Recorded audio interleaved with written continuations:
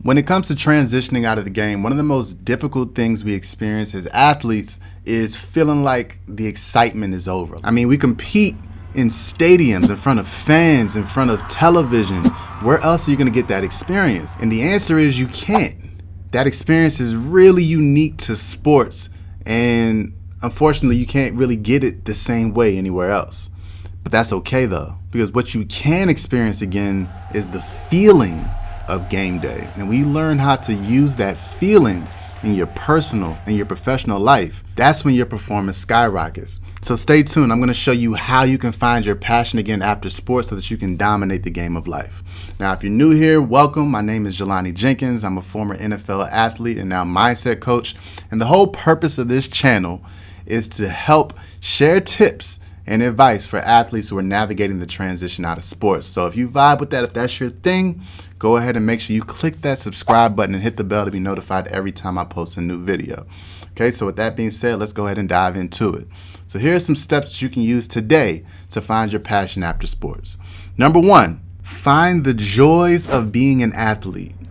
What are the things that you miss most? If you're not playing anymore and you think back at sports, what are the things you miss most about being an athlete? Is it the camaraderie? Is it the locker room? Is it the setting a high goal and competing for championships? Is it competing for a goal with a group of people? Is it the audience, the fans? Get really clear on what it is that you miss most about being an athlete, what you love most about being an athlete. Once you get really clear on that, then you'll be able to really insert it into your life. Those same things can be gained in other ways. For example, you can get camaraderie in a lot of different ways. You can get camaraderie competing for high stakes and high goals in a lot of different ways. It just takes a little bit of creativity. So once you get clear on what it is that you enjoy most about being an athlete, you can find ways to repurpose it in your life. I know for me, my biggest thing was setting a goal and working hard to get towards it and seeing the success beyond it. And I took up a few different things that really helped fine-tune that in my life. One of those things was competing for a marathon. That was a big goal for me because I hated jogging. And when I left the game, I set a goal and I worked hard to get to it, and I ended up running my first marathon. And that was very, very, very impactful for me in my life. That's an example of taking something that you enjoyed about sports and learning how to repurpose it in your life. So then number two, finding your big why, figuring out who do I do it for? What do I do it for? Okay, who matters most to me? When you think of all the challenging days you might have spent waking up early, working out, think about who was I doing it for? What was I doing it for?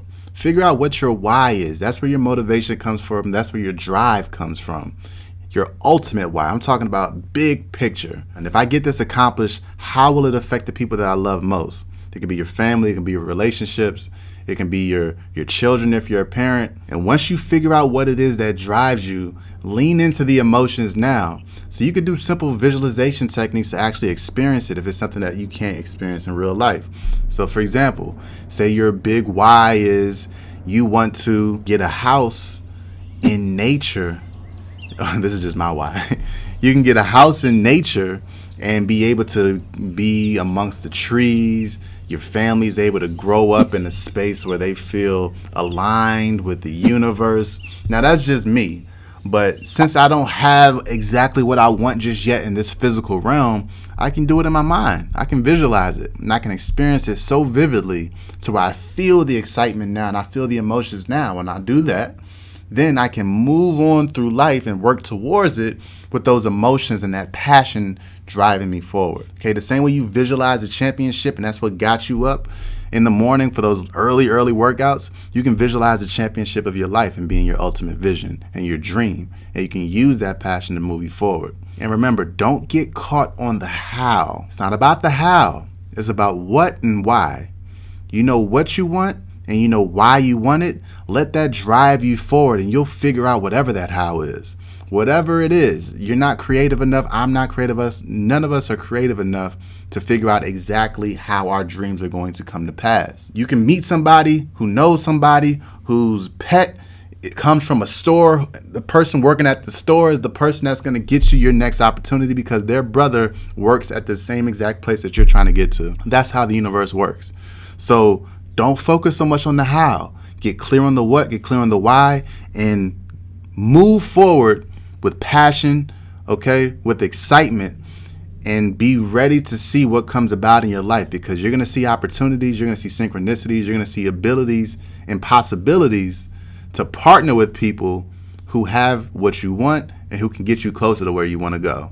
Okay? So lead with the why, lead with that motivation. You'll be able to find your passion and actually have success in the process. The third way to find passion beyond the game is really to get clear on your own story, particularly your zero to hero. What was something in your life that you have overcome and come out on the other side of, to where you now can help others do the same thing? Okay, but it's not even just about helping others do the same thing, but it's about recognizing what is something in my life that I'm passionate about because I felt the pain of and I was able to overcome. I know for me, the reason I'm doing what I'm doing is because I had to reflect on something that I overcame, and that being my transition out of sports. I was in a place where I was feeling really depressed. Okay, I wasn't eating properly. I was avoiding reality. I was escaping in any way I could. And so that led me to want to help others do the same thing. That became my passion problem. Okay, so now I want to help athletes and all other individuals who are going through that same problem. It's something I'm super passionate about. And it came because I found out my own zero to hero story. So get clear on what that story is for you, and understand, how did you get out of it? Think about it. How did you get out of that experience? Did you read certain books? Did you go to certain conferences? Did you talk to friends? Did you get a mentor? How did you get out of your experience, whatever it is? You could have had an abusive relationship. You could have been in a space where you got injured and didn't really know how to get over it. Whatever it is for you, get clear on it, okay, so that you can now maybe have something passionate to serve others who are going through the same issue. So that's another way you can develop your passions, is about finding out what it is that you've overcome, how you've become a hero in a certain phase of your life, and helping others do the same thing. And then finally, the last step, the fourth step to really finding passion beyond the sports, is to seek new experiences. Is one thing I really hone in for my clients, is to show them there's a large world out there and you don't know what you don't know. Okay, so lack of experience really holds back the imagination, and you don't even know that you may be passionate about something if you've never tried it before. I know for me personally, growing up, I hated public speaking. I hated it. But when I thought about what's the best way I'm going to be able to make impact in this world, I knew it was something I was going to have to try out.